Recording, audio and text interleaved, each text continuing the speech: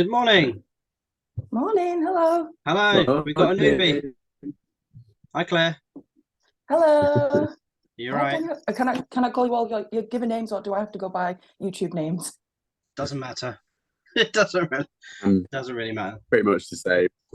Okay. You can call me whatever you like. I'll just stick with maybe Dan. Is that okay? Or Dens, it doesn't matter. It's fine. Dens. We'll go with Dens, and then people know That's who it, you yeah. are.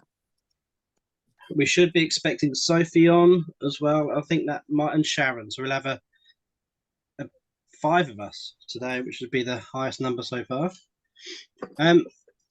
How is everybody? How was the weekend? The warm weekend? It was very nice. I spent a lot of my weekend at my day job, unfortunately, so didn't get to experience much of the sunshine. What was your normal day job? I work at a cinema, so Oh, okay. yeah, that thankfully has very good air conditioning, to the point I didn't even notice how hot it was until customers were coming in saying, "Oh, it's boiling outside." I'm like, "What do you mean? It's nice and cool in here." Yeah, exactly. Yeah, I mean, there was a lot of people in the shops on the high street just standing in there. And they're like, "Oh, why is it so busy?" It's because it's really cool in here and really hot outside. So Claire's a newbie. So essentially, the purpose of these calls really is to kind of share experiences, knowledge, and anything related to reselling. It doesn't have to be eBay related. It could be other stuff. We've had Nights Like Fun, who doesn't really use eBay, and Jim, who basically sells to customers offline. So essentially, yeah, I mean, most of the questions that I kind of generate are eBay related because that's the only platform that I use. But if you have experiences elsewhere, then it's good to share them. And she is. Sophie's in too. And essentially, I was talking to someone, a client's last Wednesday, and they basically said, "Why don't we turn these into a podcast?" Which is what I was thinking anyway. But ultimately, I reached out on Facebook, and someone's going to talk to me this week about that. So hopefully, fingers crossed, all the older stuff that we got, we can turn them into podcasts too, which should hopefully help more people out, which would be good That's a stuff. good idea. If you're all up for that, I mean, you don't have to be, but ultimately, we can edit it so that if you don't want to be included, we can remove those parts. But it's I entirely don't up to think you I've guys. got a voice for a podcast. Funnily enough, you probably do. The accent is pretty unique to like podcasts and stuff. So ultimately, that's the way that I'm going to try and make this go. So we can do the lives. We'll send out the links on to this video as well, so you guys can do what you like with it. I need to do those for the last week too. Ultimately, yeah, it's all about sharing knowledge. So, Sophie, how was your sales over the weekend? Slow again, but yeah, I've just photographed. I don't know if you can see it, all this stuff here. So I'll be getting all of that on in a bit. Yeah, nice. George? They weren't that bad actually. I was a bit worried about, like, because obviously it's been so hot, like people won't be buying, they'll be out doing bits and bobs. But yeah, my whole week was a bit weird. Like it was very front loaded at the beginning, but yeah, I had a few turns which really annoyed me. Yeah, they all returns and all. You're right. They were all like, "Oh, this isn't what it this." Yeah, it was like, it was the usual, like, "Oh, it doesn't fit." It was like, well, it does have the description with 3 different lots of measurements, so Yeah. But yeah, just like, yeah, whatever. It's all part of the game. Yeah, and with clothing as well, I think different brands have different sizing metrics as well. So what might be a 12 for someone might be a 14 for someone else, or a 10. So yeah, that's also very difficult. Why can't a 12 be, I don't know, 40-inch pit to pit, and that's it, not 38 to 40? You know what I mean? Sharon? Universal size. Yeah, pretty good. Yeah? Yeah, pretty good really. I did 15 5 on Saturday, I shipped out, and then I've got 10 for today. So 9 eBay and 1 Vinted, and I've just got another one ping through now as well. Oh, nice. Yeah, so pretty good.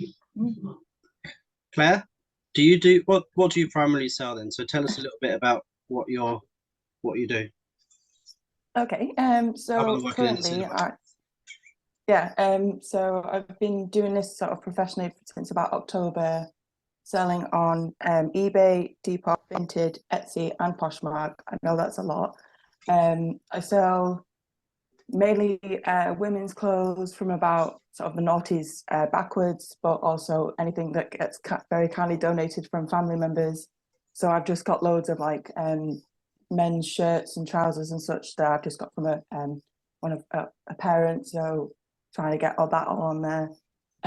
Yeah, so that's me at the moment. My sales this month have been very dire. I think I've only had 1 so far, and I know that's not usual for me. So I'm just trying to figure out exactly why. And I think I haven't got enough summer stuff. I've only got like, I was going through like Depop, like refreshing all of my listings and going, this is a lot of knitwear for the summer. So that's probably why it's not selling. So I need to get back out there and find some nice summer dresses or something. So yeah, that's what I'm going to be on with this next week. Sorry, I've got a massive spider literally just turn up. It's like that. Hang on, go outside. Oh. I just had a battle with a fly. Sorry, right behind my keyboard. He'll be fine. I look like I'm wearing sunglasses again, but they're not. They're my normal ones. I don't know what's going off with these glasses on this Zoom call. Oh, okay. But they look like you got shades I'm definitely on. not sat here with shades on. You sure about that? Well, Sophie looks like she's sleeping again anyway, so it's fine. I'm not Dear. So Claire, so I just think that you might have probably already answered your own question. Essentially, you haven't got enough summer stuff. But what my sister works at TK Maxx, right? And how they kind of order their stock in is they will do it 2 or 3 months in advance. So when you get sort of coming out of January, you want to be like looking at your spring stuff, and then when you get to March, April, you want to be looking at summer, and then you might have already answered your own question. And it's about being consistently listing on eBay as well. So try and keep growing those active listings. Do you promote? Yeah, any of your I stuff? think that's key. Do you promote any of your listings? Yeah, I tend to promote anything like over £15. So I've got some stuff on there that's like up to most of it's promoted, and like Depop as well, most of that's boosted. So any of that, and then obviously price it a little bit higher to accommodate for the extra fees. And I've had, since I started doing that, like, because it'll tell you when you sell, this came from a promoted listing, or when people send offers. So that has been working.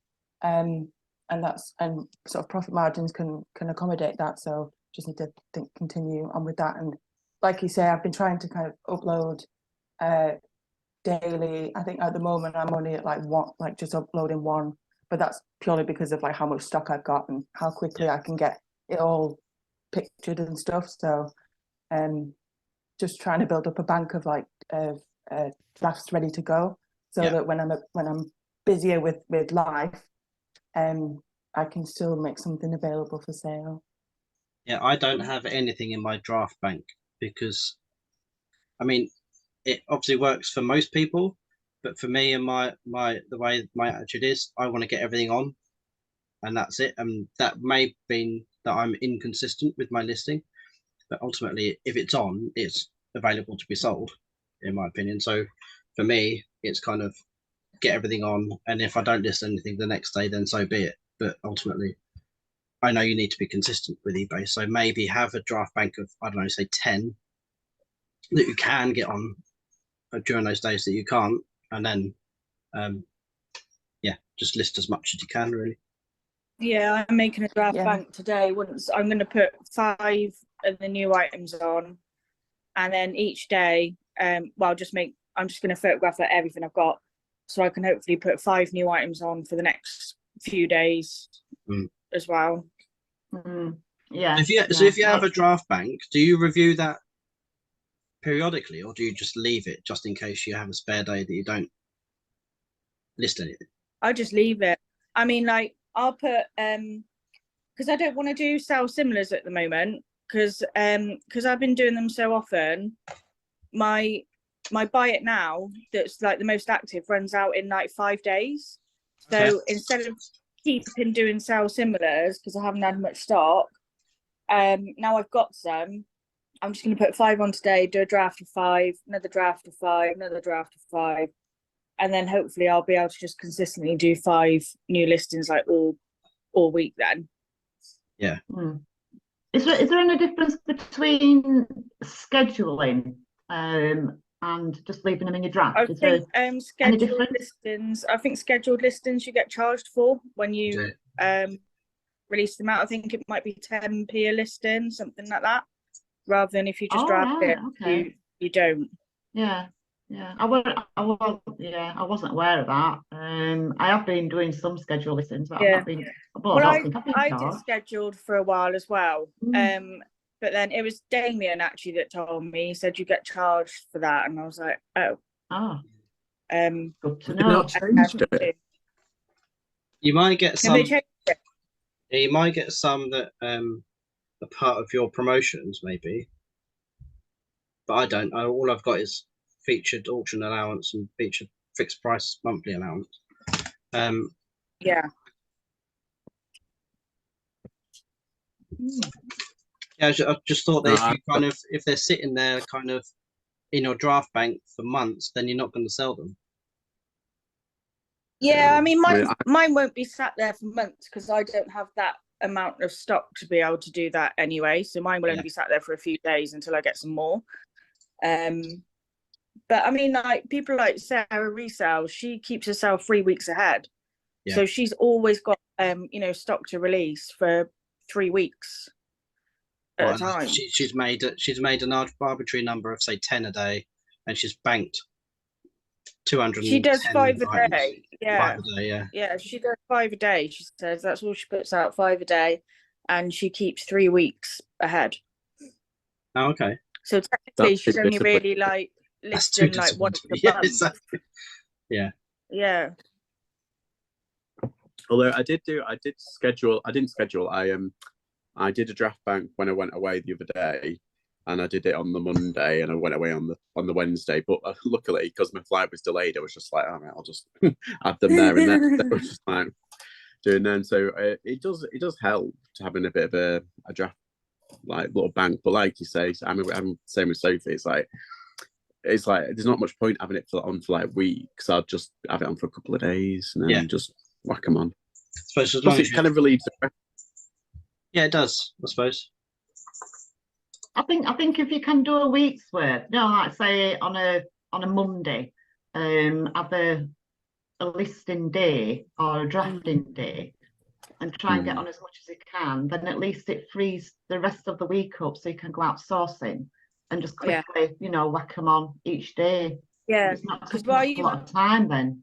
Yeah, because while you've already got like the listings there ready to go, you can spend your time looking for like more stock then, can't you? And then like for me on my days off, it's a listing day essentially. Yeah, because I don't always get time to do it before or after work. Because when I get home after work, the lights kind of fade in. The light in my flat is shit. I haven't got like a ring light or anything like that. So and then because we all know I like my sleep, I'm not up before work. So let's try and kind of help Claire out a bit. So what does your week look like, Claire? Like the standard normal working week? Yeah. Okay, so I'm kind of at the whims of my day job, because just the weird way that they do their rotas.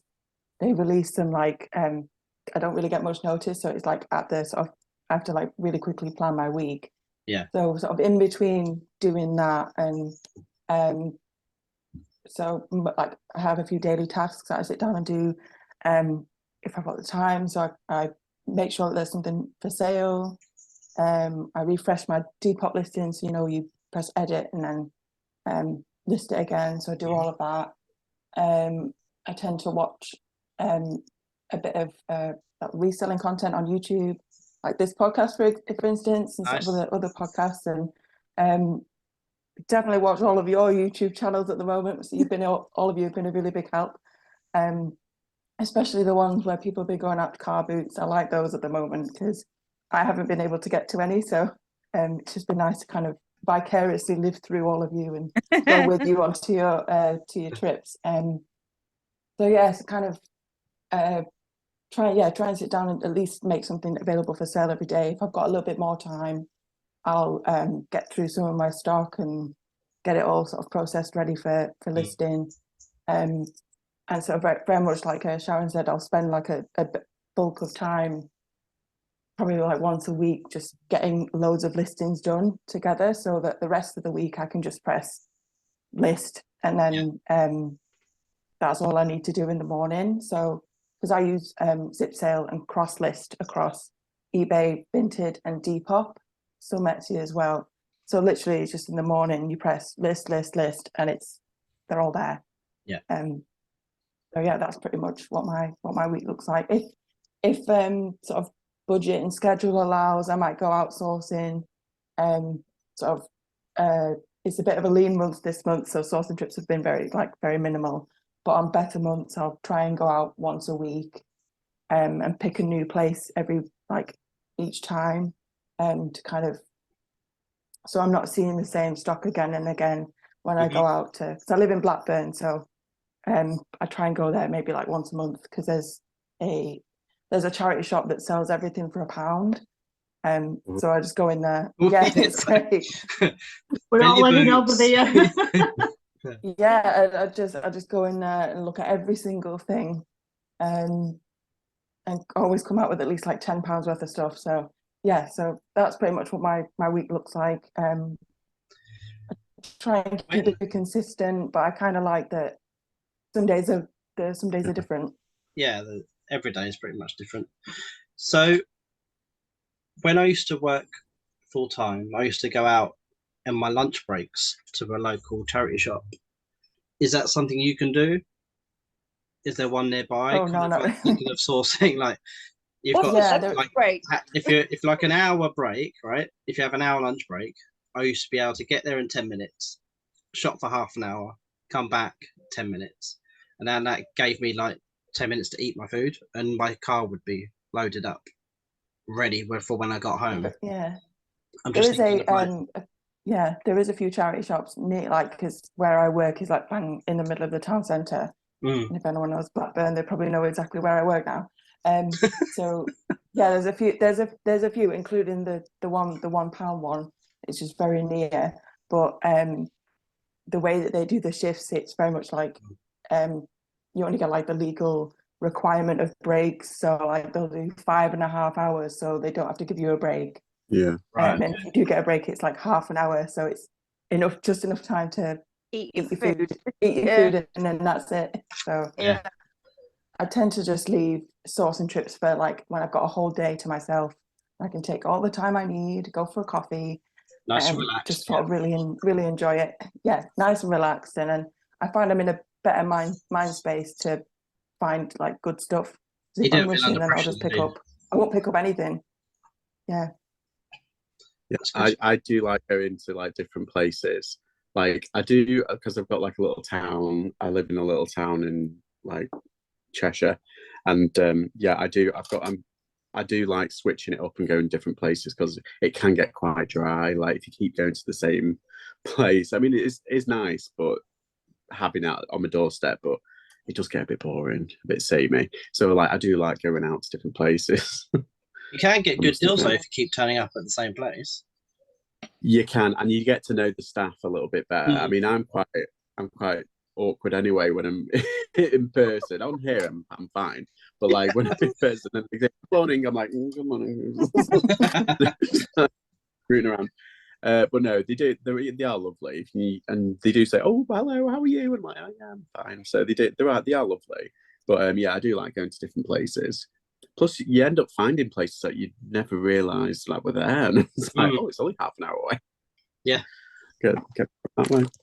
But yeah, I think it was is it Lee Cola Flipper who goes out on his lunch break as well? He goes out and raids the charity shop, which is just down the road from his work. So he's like, he does it in it like he gets the full hour. It's like I've worked at jobs where I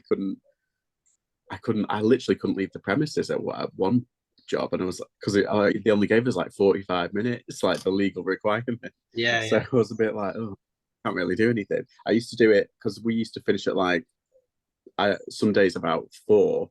The shops didn't shut until about 5, so like I'd run to this shop that was on the high street and I'd be like last minute buying stuff. That was when I first started though. That was when I was like struggling, but that's when I first started. I've got I've got 3 villages surrounding where I live, and in 2 of them they've got Salvation Army shops, and I'm always in there. I'm on like first name terms now with staff. You know, they're lovely.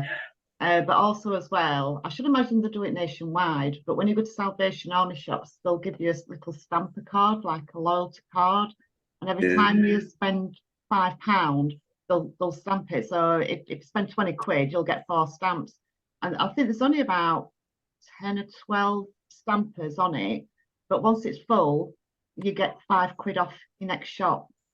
So I'm always winning. But they're always full.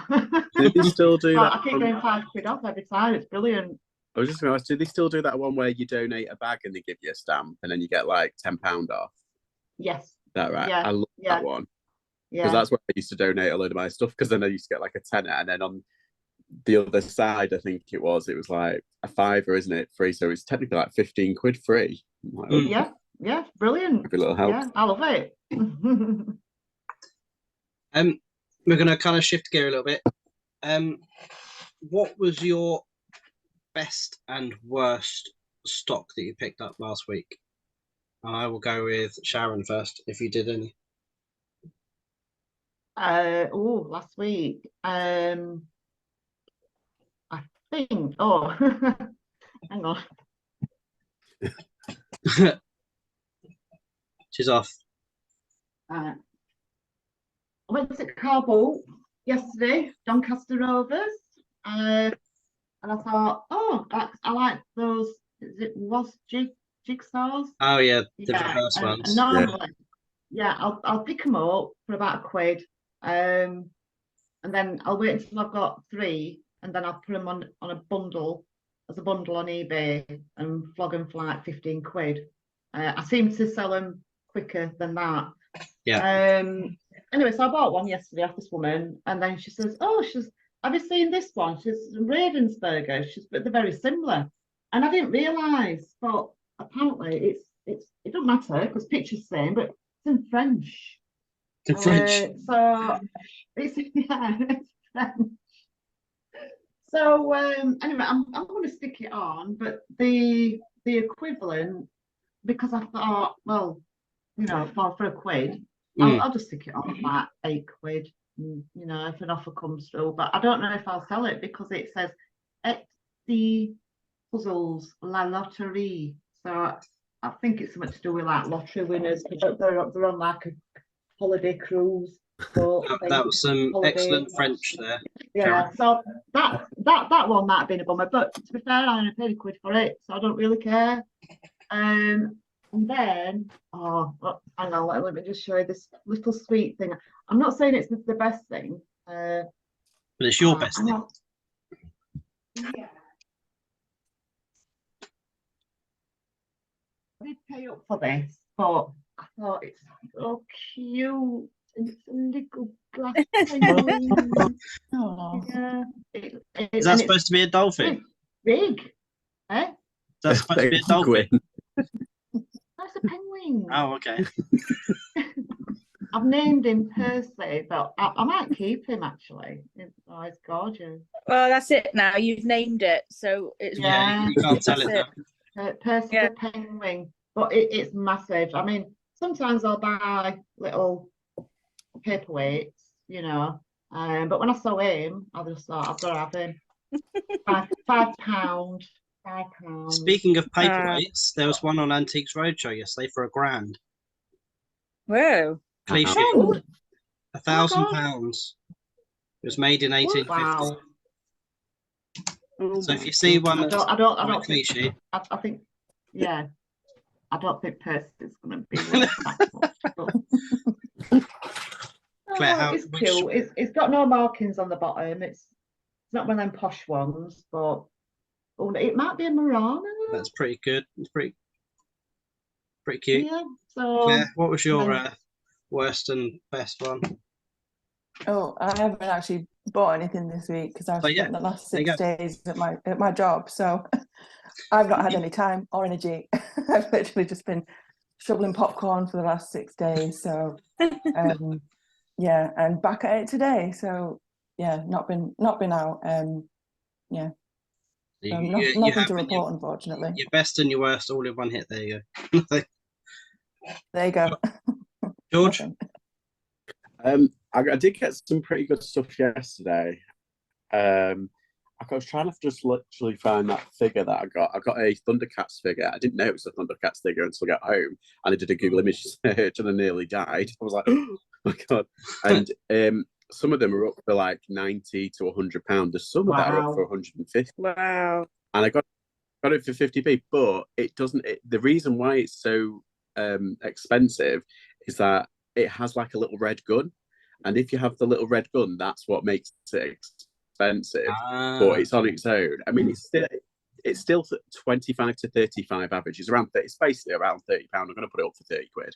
But yeah, it's still a decent flip. But like, I nearly died when I saw it. I was like, oh, no. It's like, but I need to learn more about toys and figures. Well, I didn't know what it was.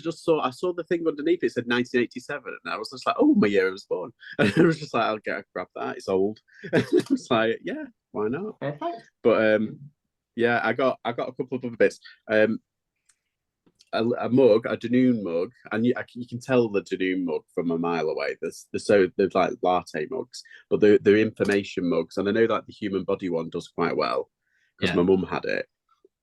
But this one, there's only one listed online, and it's £45. Oh, it listed and sold, and it was sold in America, so that was £45. So yeah, I did all right on that one. My worst, and I did get a Smeg kettle as well, but that was for a £5. I need to test if it works, and that could pay out quite well. But the worst thing that I got was probably in Ireland when I went to Dublin. I went to a couple of thrift shops, and the one of the shops does like by kilo, say it's like a mini kilo sales shop, so they do it by weight, and it's got €20 per kilo all over the shop. I went in, I got like 3 or 4 items. It didn't even came to a full kilo, and I went and they said, oh, that's €27. I was like, I can see it's not.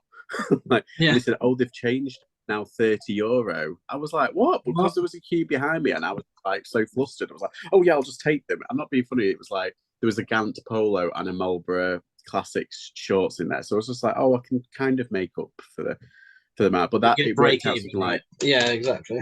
I'd probably break even, but it was like I think it worked out something like €9 per watch, which is about £7.50, which I'll probably make a little bit on, but I was a bit like, oh. Yeah, that's my worst kind of pickup. Video coming soon. Yeah. Sophie? I have a little. Sorry. No, go on. No, I was just going to say, I have a little rant outside that was like, I've just been scammed. I've just been scammed. But yeah, no, sorry. Go on, so. Well, I got quite a lot of good stuff actually, but my fail was a Puma jacket, which, because it was like bright sunlight, it was a white jacket. I didn't see there was like a Puma logo here and an 84 here that was totally rubbed off, like totally. And it was only when I got indoors, like I could kind of see it, and I was like, oh, it's meant to be like more there. It's not just a white jacket. And then there was also a mark on the back which I didn't see as well. So I'm not really sure what I'm going to do with that yet. Nice.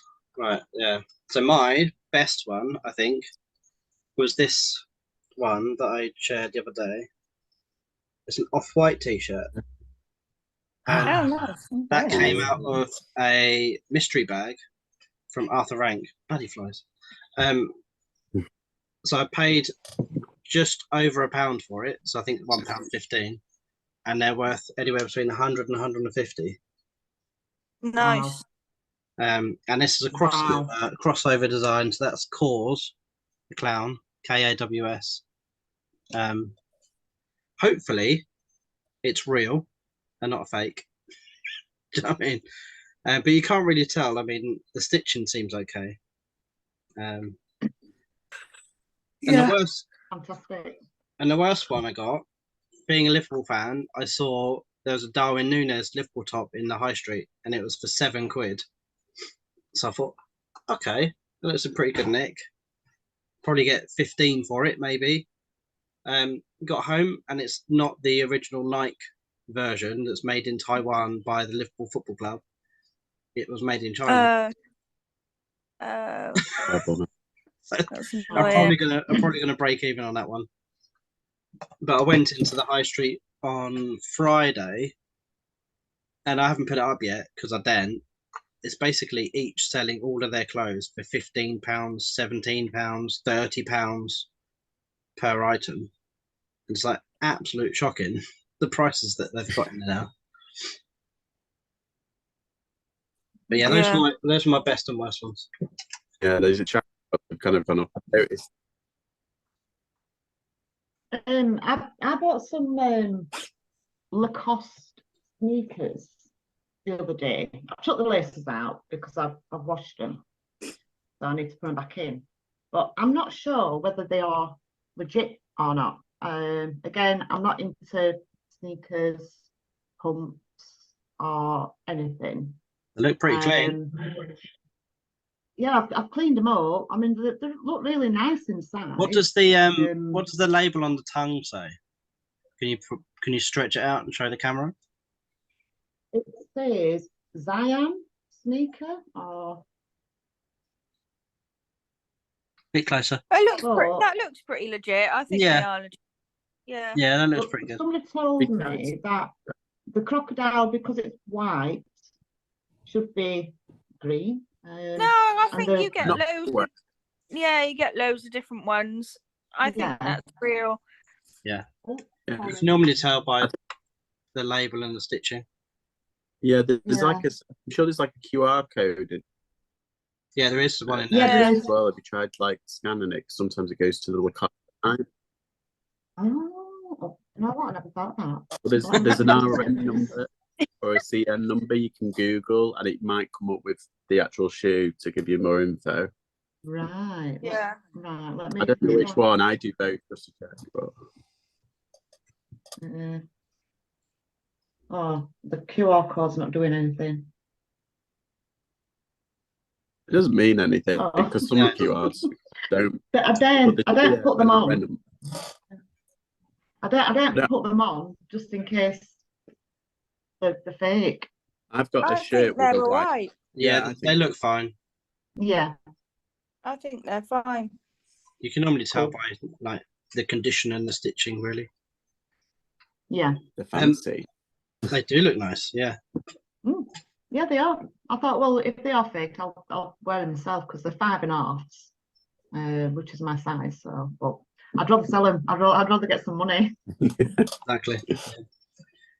Have any of you ever reached a selling limit before that you've had with eBay? Because I've got this guy that was messaging me constantly over the weekend, and I was getting a bit pissed off about it actually. But basically, it turns out he's actually below standard on eBay, so they've basically reduced all of his activity down, and he's complaining about it, right? So just told him to contact eBay. But ultimately, have you ever reached the selling limit? I did last month. No, only like when I did all the auctions, I was then having to pay to do, more because I went over my allowance. But I've never actually on Buy It Nows. I've never actually gone over my allowance. No, I haven't. They keep on extending it. Like I keep on every month getting an email saying, "Oh, we've done this, we've added so much to your balance of what you're allowed. I was like, oh right, okay, whatever. Like, and I was like, I've got a shop, so you know, I think it's the amount you can sell, not the, you know, like the value. That's it, the value.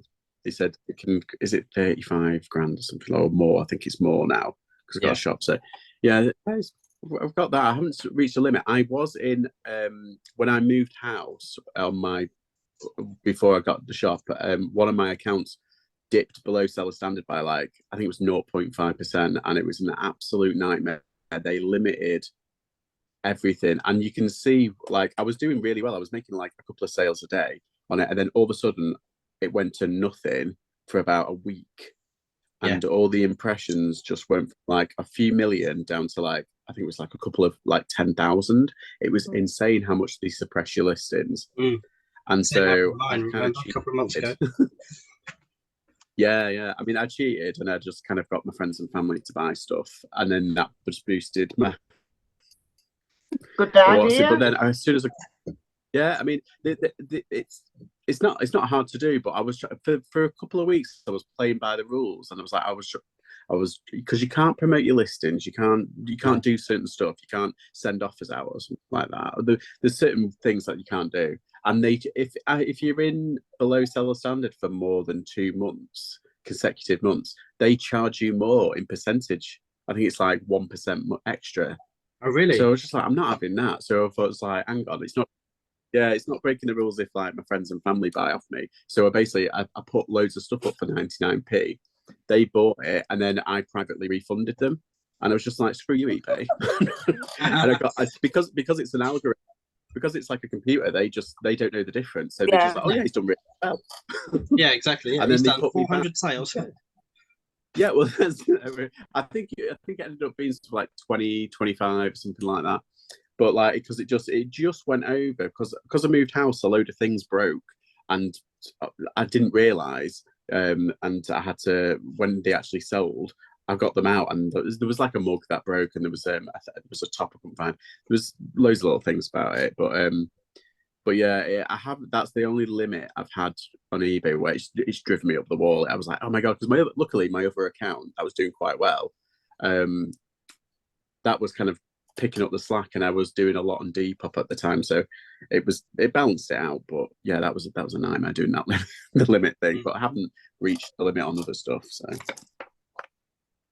yeah, I dipped below standard by essentially what they'd done. But it's completely my fault, 100% my fault. We couldn't find the items in the stock room, so I had to cancel the orders. But essentially, it was like a period of a month where we had 5 that we couldn't find, because it was during those periods where I was doing the selling on the driveway, what are they called? Jumble trails. So we're selling stuff there and forgetting to take it off eBay. So when it sold on eBay, we couldn't find it. Right. So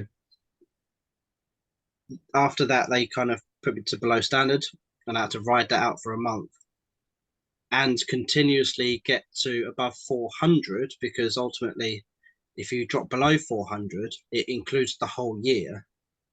Rather, if you get above 400 sales, it includes the last 3 months only. So I had to kind of, I was on that borderline of 400 a quarter. And then, so if I dip below that, it'd include them in the last year. But if I went above it, it'd only be the last 3 months. So luckily, I made a few sales that pushed it above 400. I think it was like 405, which meant that didn't count those last 5 in that month. And it put me back to above standard again. But yeah, it does. It just kind of, they completely wipe your account out, don't they? It goes from millions of impressions down to like hundreds or thousands. It's absolutely nuts what they do. That's kind of brutal, that, isn't it? It's extremely brutal. Yeah.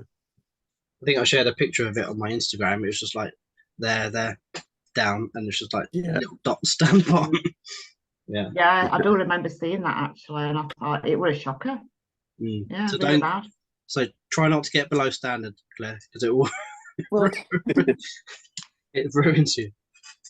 I've made a note to double check this when I after this call, because I think I'm like I think it's like above standard, but I'm not doing the kind of sales that you lot are doing. So like in terms of percentages of like orders that go wrong, I haven't had any, or like it's been mostly positive or like neutral feedback. So but obviously when you do more sales, there's more chance of things, even if it's just 1% of sales that get returned or broken or whatever, it's a lot higher. So obviously, but still, like you say, it's still really, really brutal that they just sort of just completely like cancel your account basically.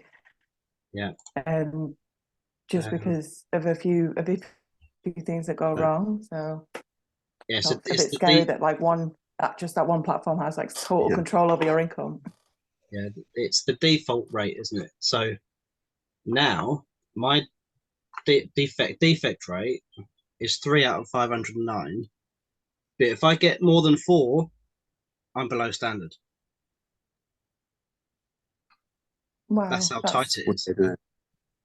And it's like percentage wise, so it is, but it's like it's a computer at the end of the day, isn't it? It's like it's all algorithms and that, and it's like, oh, it's annoying. There's no human element, because I emailed the eBay and I was like, I've just moved house. There's a reason for what's happened, and they were just like, nope. They were completely just like, no, sorry, that's they probably can't change it. The rules. Oh, we can't do anything. The cogs in the machine, aren't they? So, but yeah, there was no human element. So I just thought, right, screw you, I'm going to do it my way. After this one, I should drop down to 2. But it's all about cases closed without seller resolution, or transactions you've cancelled for being out of stock.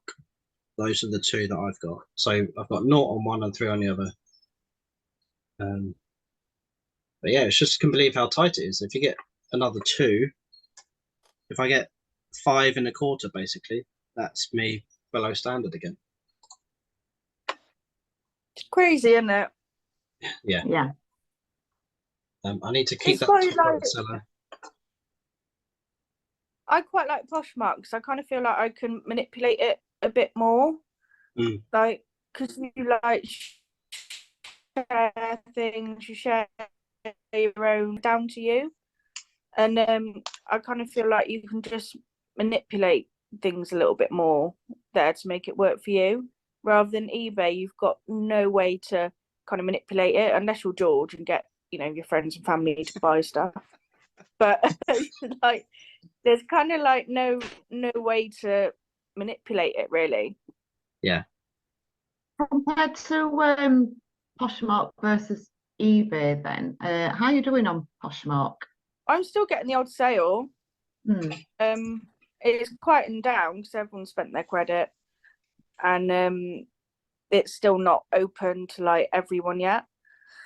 But I am still getting like the odd sale. Yeah. I've only sold 2 items on Poshmark, but in all honesty, I'm not pushing it. I'm concentrating more on eBay. So the Poshmark, when it first launched, I chucked loads of stuff on there. I'm saying loads, about 20. Sold 2. But then because they're like kind of like cross-listed, if they're sold on eBay, then I would say removing them off Poshmark. So I think I've only got about 10 items left now on there. So obviously it's just died a death. But I found it easy to list on Poshmark. And the fees are so clear as well when you are listing, which is a good thing. But I think I need to just push it and concentrate a little bit more on Poshmark. But my biggest fear is doing a cross listing and then forgetting to take it off eBay if it does sell on Poshmark, and then somebody buys it, and then again that goes on your defect. You just got, I just do it as soon as I've sold it, as soon as it's in my head, I just do it instantly and take it off everywhere. You just have to do it like that minute, really, because otherwise you will forget. And then there is the odd one that I've forgotten, like from the auctions, and I had someone on Vinted favourite something. I was about to send an offer and I was like, oh shit, that's gone. So I had to just like delete it. It does happen, but generally you just have to do it straight away. So Yeah. for me, like, I am a bit scattered though. I do forget things. yeah, like I had to package all my stuff up last night because there's no childcare this afternoon for Jack. So essentially after this call, I've got to do a load of bookkeeping by the time I get it picked up at 11:45. So I had to pack all the stuff up last night. 19 of them I did last night. So for me to go Wow. through Poshmark, eBay, or Poshmark, Vinted, Depop, 19 orders. I mean, Claire, you use Zip Sale, don't you? Yeah. Is that good? So Because ultimately, does it cancel it off? yeah. So in that instance, so you have, like, say, your 19 sales on eBay, and what it'll do is it'll automatically take them off. On Depop it'll mark them as sold instead of just deleting the listing, Right. and then it'll take it off Vinted, like completely off Vinted, rather than just putting it as sold. But I don't think Poshmark is on there yet, so that would be one you would have to manually like get rid of yourself. But yeah, it does work for like I say, I've got Etsy, Depop, Vinted, and eBay on there, and it does work. It's like within the first 5 minutes or the first 5 minutes of it being sold, it'll be gone off the other platforms. So maybe you just got to hope that people don't buy it like within 5 minutes of each other, but that's not happened yet. So but I'm one of these people, I keep track of everything. So I have like a big spreadsheet full of like cross list of like an item and then all the platforms it's on and for how much and when it was on there and stuff. So even if it does sell on something where I have to manually take it off, I'll know right away anyway. The only thing is, if it sells on Vinted, you have to go in and delist it on the other platforms. It doesn't work that way yet. Oh. Right. Yeah, okay. I'm not sure why. I think they're working on it. It could be, I'm not sure why. So it works. If it sells on eBay or Depop, it'll remove it off everything, but not the other way, which is a bit annoying. Have you got a paid account for that then, Claire? Yeah, so I think it's because the free one is like 30 items a month, and then I upgraded to the 200 items a month, which is 15 plus tax, so £18 altogether. But what I found was when I don't know if this is still the case, when I had the free account, it wasn't delisting things for me. So things would sell, but they would still be available everywhere. It wasn't doing it automatically. So, and then when I had a look at like the pricing structure, it said that if you upgrade, it does the automatic delisting. So I thought that was a bit of a swizz, because then you still get to put everything on there, but then it doesn't do the job you want it to do unless you pay. Cheeky. So I know. So I just thought I'll just pay. It doesn't matter. I make at least that much to pay for it. So, and it has been useful, just to have everything out there, because I was getting a bit lost in looking at something and going, oh, which platform should I put it on? Should I have it on Depop? Should I have it on like wherever? But then I thought, just have it everywhere. Then the market will tell me what sells where. Yeah. And then I can kind of start to curate things. So I have it on, everything. Sort of slowly trying to get things on Poshmark. So working my way through my backlist of stuff and uploading things every day. I've only had one sale on there yet, so I don't know. Yeah, I'm a bit sort of mixed opinions about Poshmark, but I'm trying to keep sort of. I think I'm a bit. My finger at least in that pie while it's still around. I think I'm a bit biased about it because I was there, like my shop was all ready to go for the soft launch. So I did £220 in a day, which I've never done anywhere else on any other platform or anything. So I absolutely love it. I think it's got massive potential. Like, it's still not open yet. All the categories aren't even on there yet still. And I just think, it's going to be a proper rival for eBay, I think. But I love it. I'm sticking with it. I want to try and make it like my main platform, if I'm honest, if I can. But I think I'm going to concentrate more on Poshmark.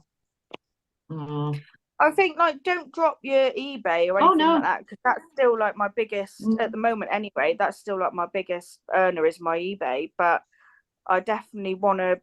I'm hoping in time I will be able to kind of move away slightly from it and just have not just have Poshmark, because like I don't want to just put all my eggs in one basket, but have that as like my main platform. You can't. You kind of Because as really well, need like, to go where the attention is, right? yeah, and because like as well, it's just easy as well. Because like even the postman comes and collects it from you. Mm. Like, although it's a pain with like the labels, though, to be fair, because they don't all upload all the time. So if someone's bought something after the cut-off time, you've got to wait an extra day for the label to come. But yeah, I would never like just stop all my platforms or anything like that. But I'm hoping that I'd be able, like, the bulk of my work will come from Poshmark. That's what I'd like. I might have to try ZipSale because I've got 1,600 active listings on eBay, so they'll definitely help cross-listing all of those. Do you remember what the next level above that 200 was, Claire? I think it's in the thousands, but in terms of like payment, I'm not entirely sure. Okay. But yeah.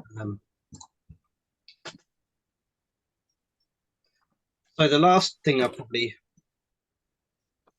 wrote down was, what do you do with your profits?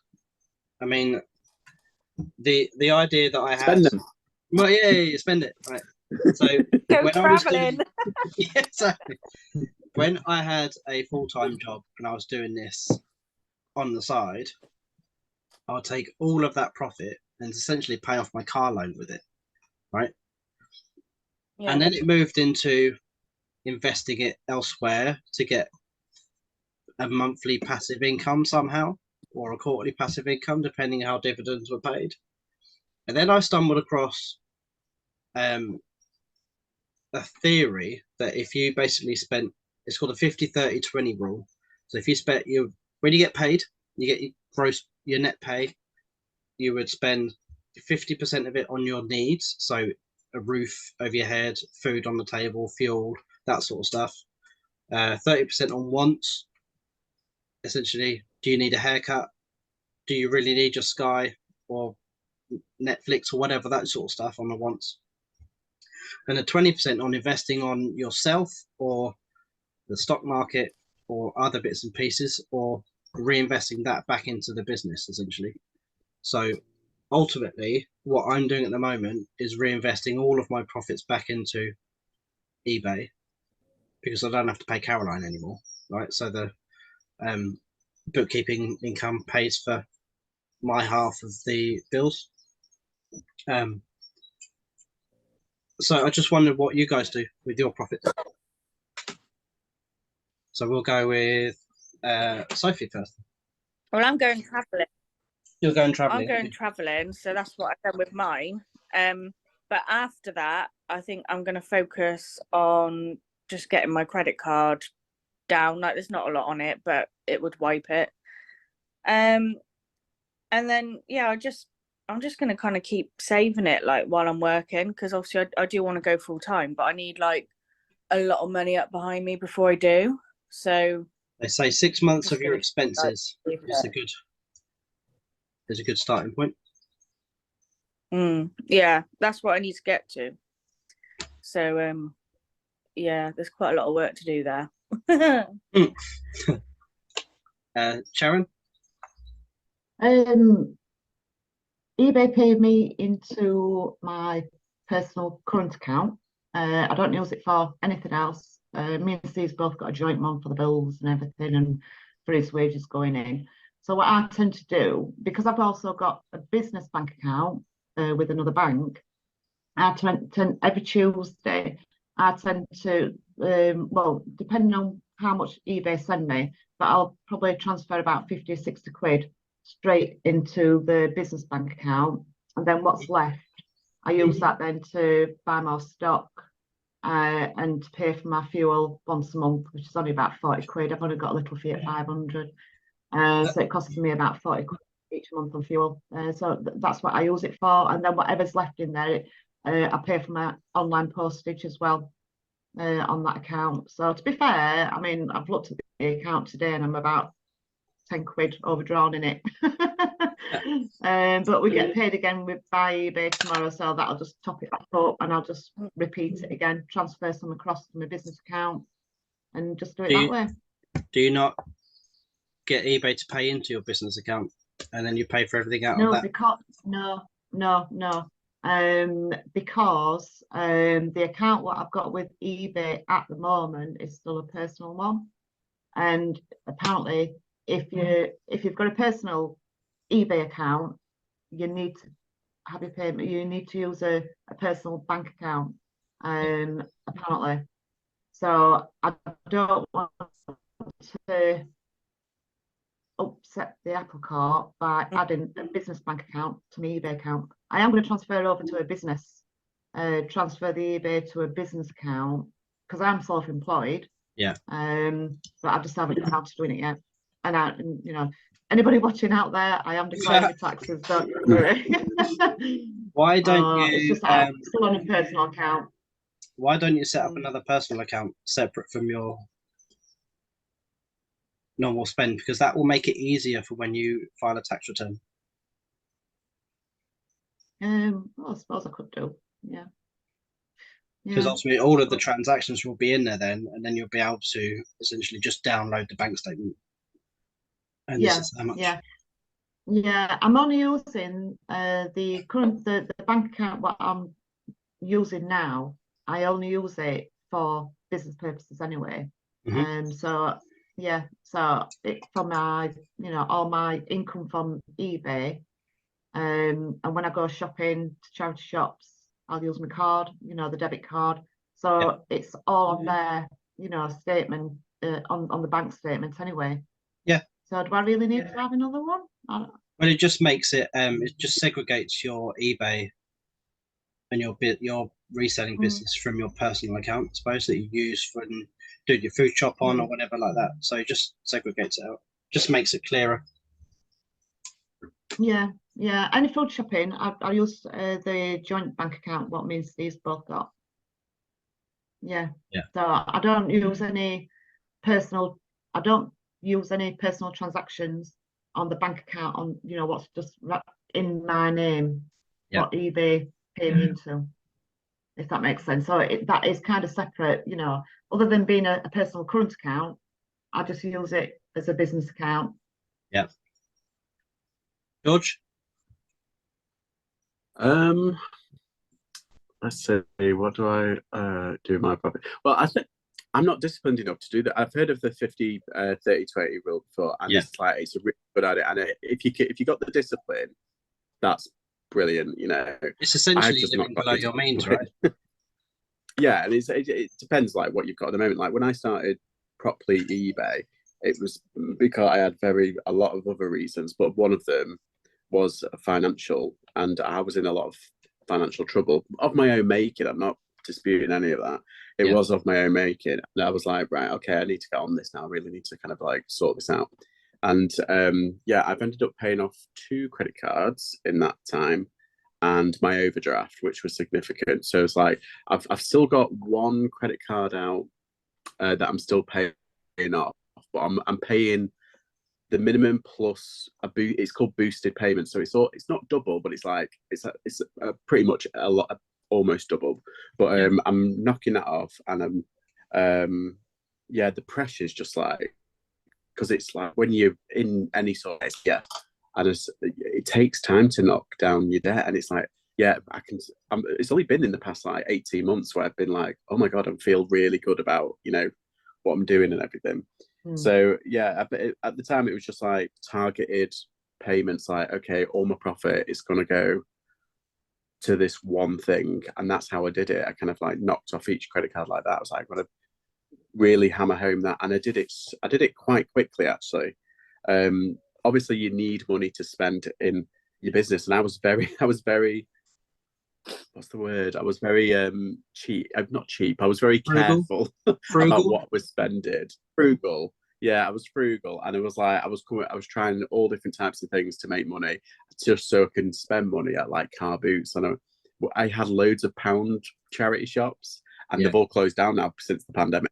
But right at the beginning, it was I was getting loads of stuff really, really cheaply, and and that's how I've managed to kind of build up so quickly, and so kind of until it's like a full proper income. But in terms of investments, I mean, I'm saving, saving for a mortgage.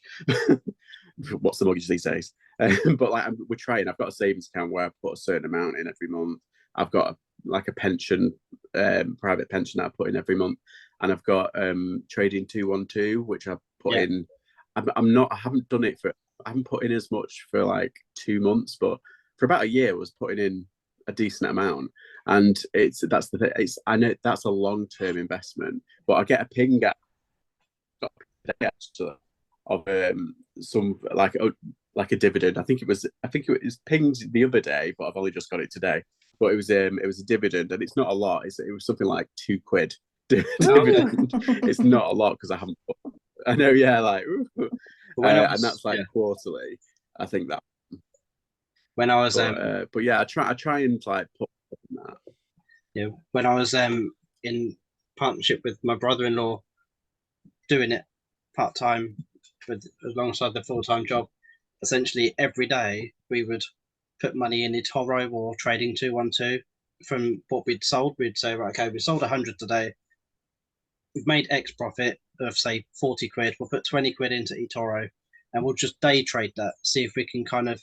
So you turn your 100 potentially into 200 without essentially buying any new stock, and essentially that's how we kind of worked. We managed to get up to like 200 or 300 quid from just putting in once a week half of our profit into there, and then reinvesting the other half of the profit into more stock, essentially.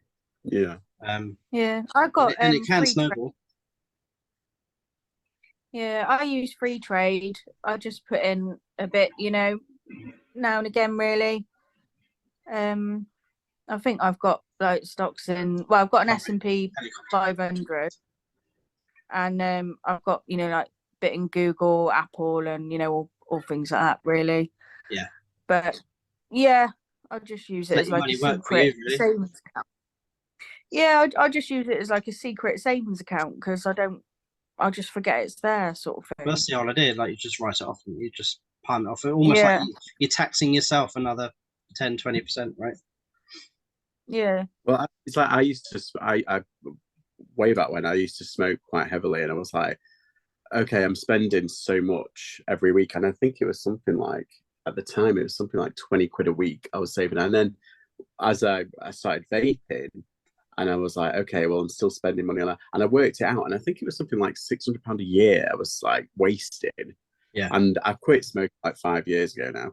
But like, it was like 600 quid a year. I was like, oh my God. So already in that time, I've already saved technically. Quick math, someone do it. Is that like £3,000? I've already saved £3,000 just for not doing this one thing. Yeah. So you find like things like, where you can cut back, or it's like, oh, I'm not going to do X amount this time. I'm not going to do that. And like, I've just got a new phone, and one of the phone contracts that I've got like free Disney for 6 months, but then I've got my tablet, which also has like free Disney so technically I've got free Disney for about 9 months almost. So I'm like, ching, saving that amount, so there's lots of different ways you can save and then just funnel it to, if you're reselling or other things that you want to invest in. I always find that, I mean, people do have cut to the bone because of the cost of living crisis, but there's always little things that you can do, or well, that's to add essentially to your how income. the rich get richer, right? They funnel their profits off to something else that can make more money. Yeah, I want to know what it is because I'm not. I'm not that bright to be able to do that. I'm not that disciplined or bright enough. It's exactly, you got to be disciplined, right? Claire, how do you do with your profits? So some of it will come out just to pay for like normal household bills, and then the rest of it will go back into just reinvested into the business. So just to pay for various like sort of subscriptions like Zip Sale and My Account and all sorts of stuff. And any sort of usual like stationery or like mailing bags or whatever, postage and all that, and then the rest of it just gets invested into stock. So like sort of on my better months, I've been I budget myself about £100 a month, so like 25 a week on stock. So that usually kind of, I end up sort of breaking even, or at least that's what my figures are telling me. So kind of making enough to buy the next month's worth of stock. So yeah, nothing interesting. I don't invest it in any sort of stocks or anything because I don't understand any of that. So, yeah, that's I don't really it just seems like magic to me. So I just leave it. So I'd rather, it feels a bit like of professional gambling to me, and I'm not, doesn't, pretty much is. I used to work for I used to work for a bookies, and I used to see sort of all sorts of stuff go, like people spending loads of money and stuff. So I'm like, anything that feels like gambling, not for me. So so I don't do any of that, and I probably never will. Just as long continue as to reinvest it into the business and me. What I normally kind of say to other people is that if you're gonna go and invest in the brands that you already use. Say like you have a car, and I've got Ford, invest in Ford, Sky, all of the utilities that you use essentially, invest in those guys, because essentially if you like the supermarket that you shop at, invest in that sort of stuff. So you've essentially got a vested interest in that. And ultimately, if you're gonna, a bit like when you do eBay, you list it and forget it, right? So you basically buy the shares and you forget it, because ultimately every quarter or every 6 months or every year they're going to give you money back for holding that share.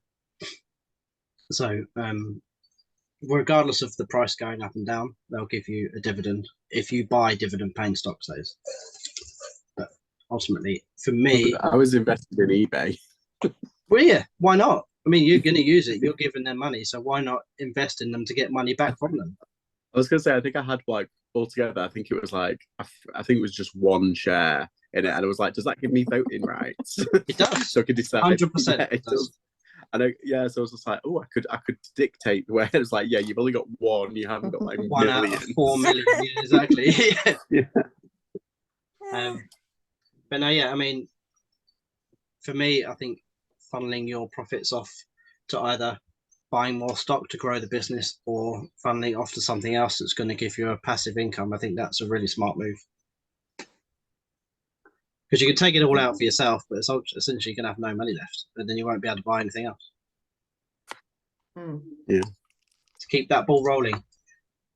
We've gone past an hour, so does anybody else have any questions that they want to put in for the final section? You do. Go on, Claire.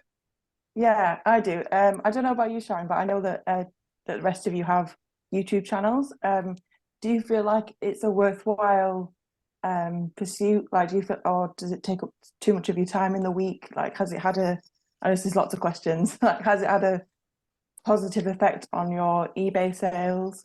Yeah, in all honesty, I don't have a YouTube channel. I might come across as being confident, but I'm not really. I did a video last week on my eBay shop, and it must have taken me like 15 takes when I was trying to do a video just about me for the eBay shop. Yeah, I'd be absolutely useless on YouTube. I know I would. I'd just be making mistake after mistake, and so don't worry about your mistakes, Sharon. I let my mistakes fly. I don't even edit mine. I don't even edit my videos. Yeah, The mistakes are in there. Don't worry about your mistakes. Yeah, so I don't know if I'm brave enough to do one. In all honesty, I wish I got the confidence. You what? Sorry, George. Just start off with like a haul video, like just if you go out and buy something, just film yourself just talking about like that, and then just put that out there, because it's just like a little haul video.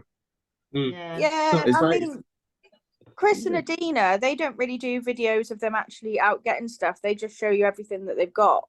Yeah. In like a, kind of a bit of a pokey, fast kind of way. But yeah, I don't find it takes up too much of my time. I mean, I have my Wednesday night live, so that's one video a week. And then if I go car boot or charity shop, then that might be like a second perhaps. Or sometimes if I think, oh, do you know what, I haven't put out like another video in a while, I'll do like a topical video. Like say if I haven't got any money to actually go sourcing, I'll do like a topical video or something like that instead. But yeah, I don't find it too bad. But I'm nearly at the watch hour requirement, but I don't have the subscribers to be monetized. I'm not far. I've nearly got the watch hours, but I don't have the subscribers. I'm the flip reverse. I've almost got the subscribers, but not the watch hours. Oh, really? Yeah, so I'm at 985, so I'm like 15 short, but I'm like 1,800 hours. You don't actually make a lot of YouTube when you're monetized anywhere. I think Bold Finds, he was saying like he gets like an extra £100 a month.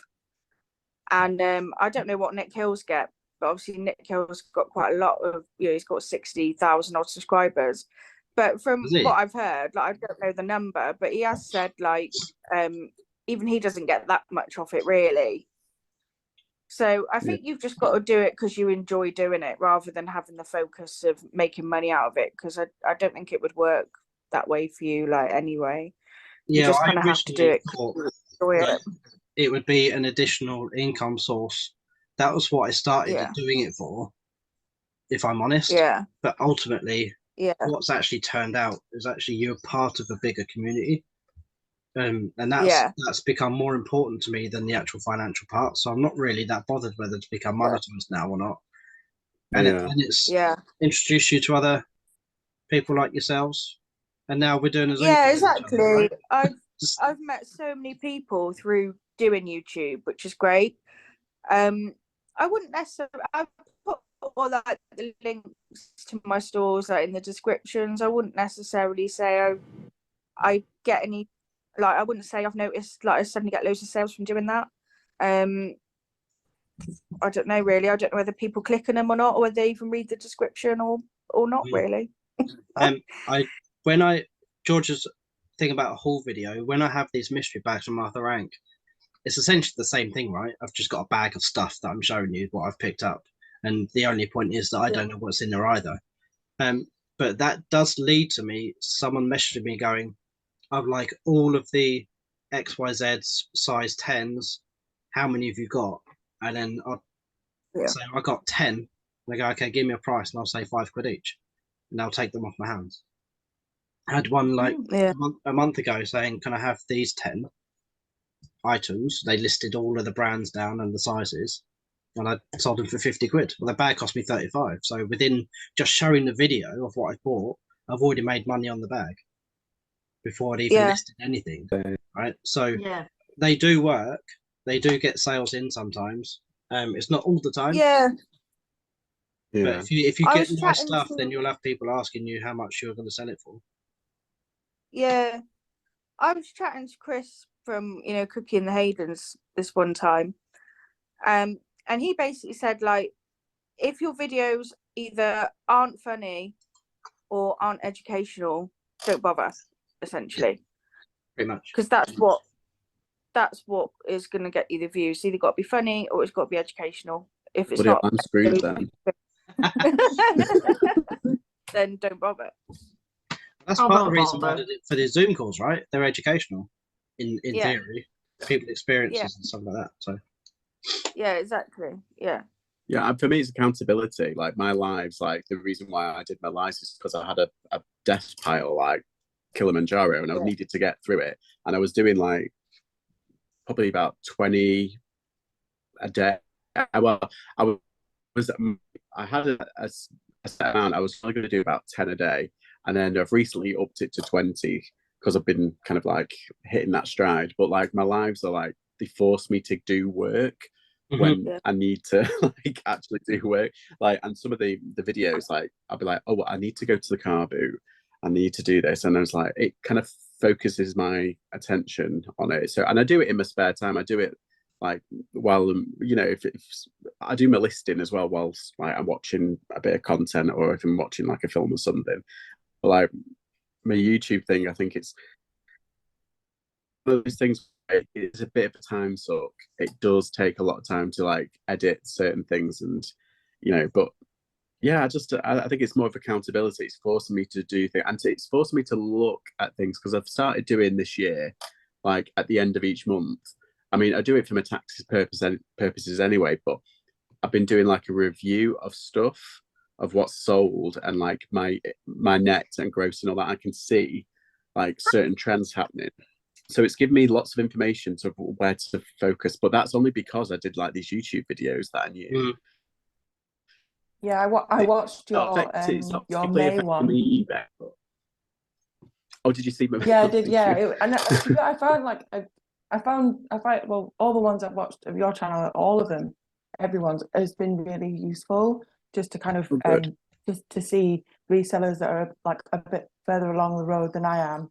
And like I think I know you, George, you sell different stuff like than I do, so just to kind of sort of get your knowledge in from the different kind of niches that we all do, because I sell clothes, but you sell like sort of was it clothes and like homeware and sort of other stuff. So it's kind of good to get different perspectives on everyone's experience on eBay. And yeah, even in this call, I've already learned so much about kind of eBay and its sort of control over my own future, basically, and how it can just take my account whenever it wants and whatever. So it has been really useful. Got to be like a sponge, haven't you? You've got to just like watch as much as you can. I remember there was a reseller ladies chat like they used to do every Monday or Tuesday a few years ago, and all the big reseller YouTubers and I learned so much about women's clothing.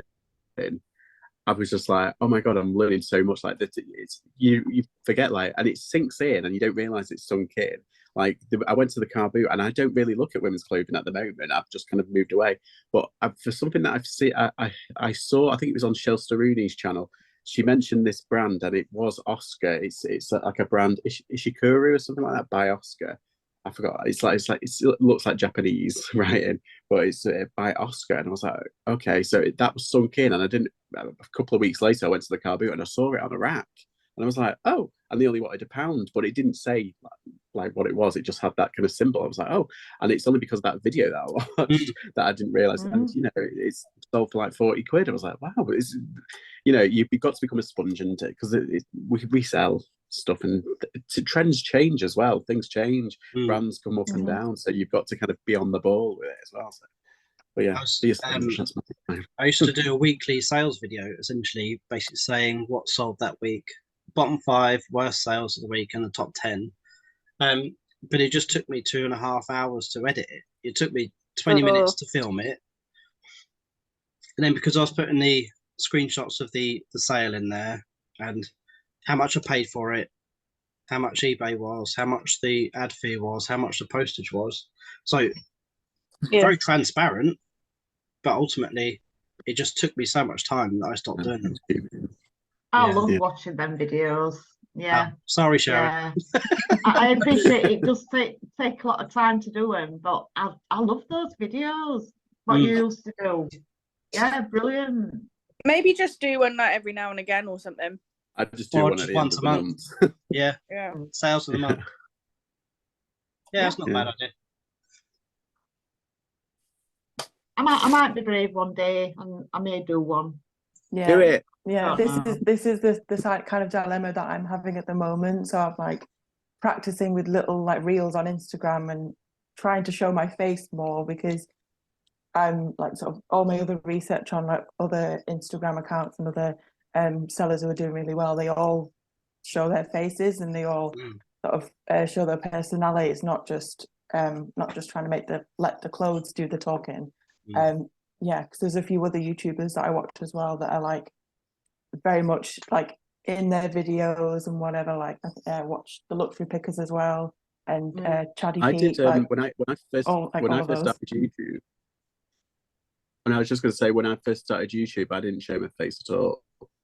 It was for the first like year and a half. Yeah, it's just going back to, I think it's 2017, 18 when I first started properly YouTube, and then I stopped for a long while, and then I picked it up just at Christmas. But like before that, it was basically just there was my face. I didn't show anything other than obviously I showed like what and stuff, but like I just did basically voiceovers of what I bought and stuff. So it's a good way to ease yourself in.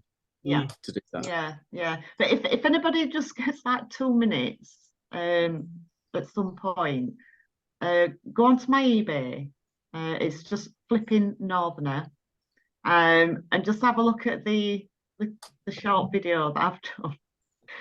and I just want an honest opinion, because I don't know. Do you know like sometimes when you watch yourself back, like with these, I mean, this is the first time, I've done anything like this. But do you know, when I watch it back and I hear myself, I'm thinking, oh my God, this is so cringe. But sometimes it's all the information you in can there. watch yourself back and realise you've done a burp and Yeah. didn't know about it. So, That was so funny. Do you know what, That was Sophie? I was in absolute stitches with that. So funny. I honestly, that entertained me for a full day. I just kept watching it back. Once I realised it was me, and I was like, when did I even do that? I don't remember doing that. Oh my God. And then I kept watching it back and watching it. I even phoned like Den's nearly crying with laughter. You've got to watch it because it's too funny. Oh. And then I did that for a little while on the sofa, and I thought, right, I'm going to stop watching it now, otherwise it'll become not funny anymore. So I went out for a couple of hours, and then done the same again and sat watching it again. I was just pissing myself. Oh God.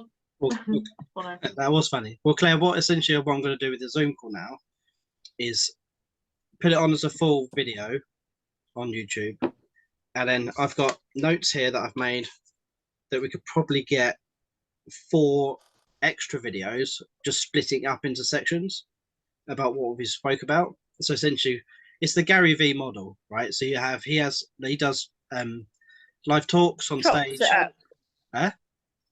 He chops it up, doesn't yeah. he? So he has like an hour and a half, 2-hour Q&A session on stage with an audience, and then he'll chop that up into smaller bits so you can get more videos out of just the 1.5 hour slot. And hopefully that kind of builds up your watch hours, really, essentially. Well, I got these videos, 1.3K views on my short of me. You did, burping. you burping, yeah, exactly. like Chris said, it needs to be funny, otherwise you won't get any views. I'm but that pretty was sure I was 100 of those views. Yeah. Yeah. But no, I mean, anybody got anything else to add? No. Good. That was a good hour and 20 minutes. That's a good session. That. Well, Claire, I hope you enjoyed that, and welcome. Yeah, I did. Yeah, thank you very much for inviting me. It feels a bit weird because my brain doesn't quite understand that I'm on a Zoom call and thinks I'm just watching a YouTube video. Like, no, Claire, you're actually here. I think that was why I burped, Claire, to be honest. Well, you almost fell asleep again today, Sophie. So I was just comfortable. I like being comfortable. I've made like a curl with my hair now where I was led down funny. I'm gonna have to go out with that now. Yeah. Yeah. I'm gonna have to go out with that now. I'm getting my hair cut tomorrow, actually. Thank God. Well, like mine. You're gonna get what, like yours? Yeah. I'm sure that'll go down really well at my brother's wedding. They'll be like, is she having a breakdown? Yeah. Yeah. Well, good stuff. Well, thanks for joining, everybody, and hopefully we'll see you all next week. I'll try and think of something different again, because I'll try and make this different every time. And Claire, you're more than welcome to join in. I hope you had fun. Yeah. Thank you. If I'm available, I'll let you know. Should be, but I'll let you know. Cool. Good stuff. You'll see me again. Well, thanks, guys. Have a good week. See you. Bye. See you later. Bye. Bye.